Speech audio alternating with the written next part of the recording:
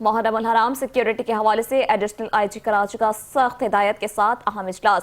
محرم الحرام کے دوران سیکیورٹی کے غیر معمولی اقدامات۔ ایڈیشنل آئی جی کراچی جاوید عالم اوڈھو نے سندھ بوائز اسکاؤٹس آڈیٹوریم میں کراچی رینج کے سینئر افسران سے خطاب کرتے ہوئے کہا کہ مجالس، جلوسوں، امام بارگاہوں، مساجد اور دیگر حساس مقامات پر سیکیورٹی کے مربوط اور مؤثر انتظامات ہر صورت یقینی بنائے جائیں۔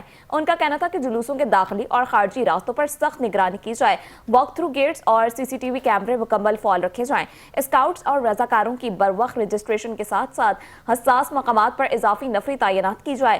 ایڈیشنل آئی جی نے مزید ہدایت کی ہے کہ جلوسوں کے روٹس پر بم ڈسپوزل اسکواڈ سے مکمل سویپنگ کرائی جائے، انٹیلیجنس نیٹ ورک کو مزید فعال کیا جائے، سادہ لباس اہلکار تعینات کیے جائیں اور مشکوک افراد کو سرگرمیوں پر کڑی نظر رکھی جائے۔ ساتھ ہی کامبک آپریشنز میں بھی تیزی لانے کی ہدایت دی ہے۔